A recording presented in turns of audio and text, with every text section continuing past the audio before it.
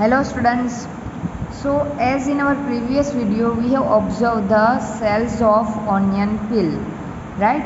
So now we are going to observe that what are these structure, right? So the cell which we have observed in our previous video, then what are these structure, right?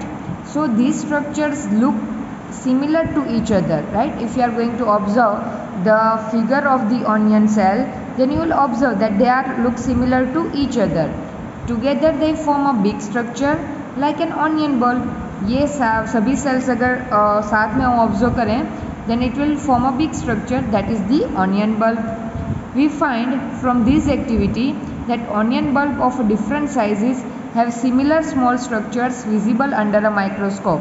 So it doesn't matter that which size onion you are going to take to observe under a microscope, but that all the different sizes of the onion bulb will going to show you the same basic structure that can be observable under a microscope.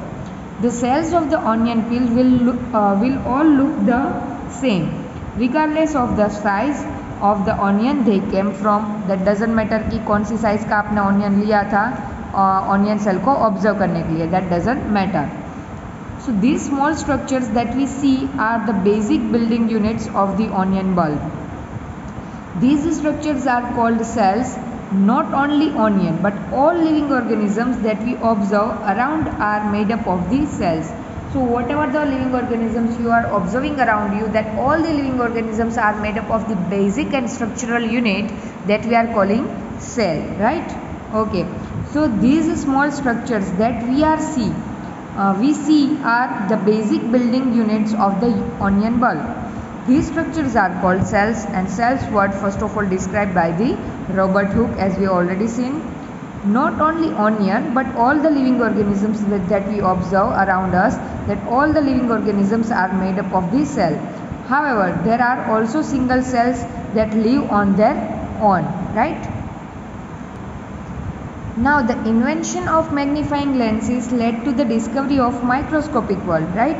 So microscopic world means the object or the living organism or the anything that we are not able to observe with our naked eye, right? So that we can observe only under a microscope, under a magnifying lens, under an electron microscope, etc., which is not visible to our naked eye.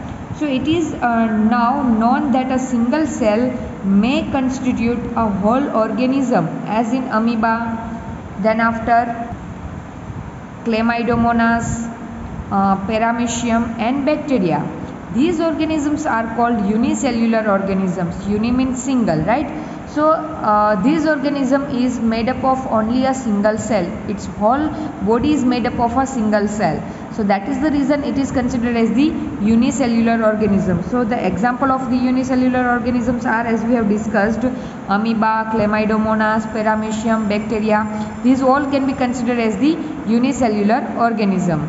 On the other hand, many cells group together in a single body and assume different functions in it to form various body parts in multicellular organisms, right?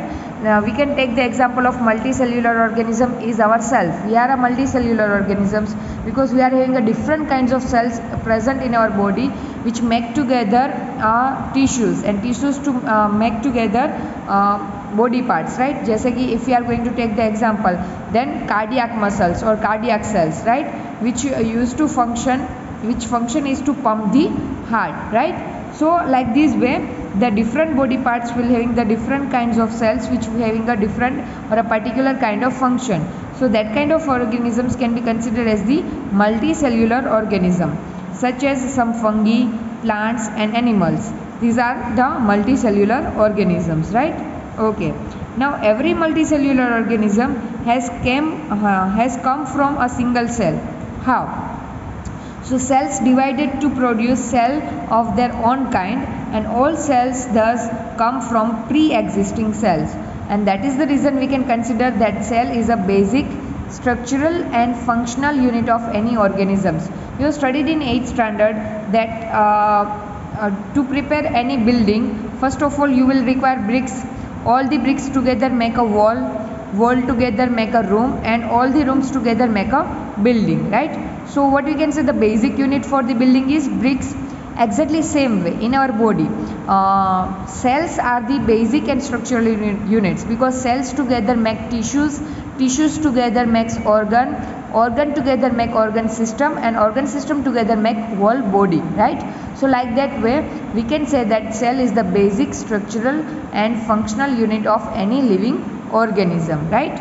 So one more, here we have given activity, that is 5.2. so as per this activity, you try to observe the cells of different living organisms like leaf pills, then tip of root, onion, right, etc. So you can go through the observing cells of different living organisms or different part of the living organisms, and ask certain questions to yourself.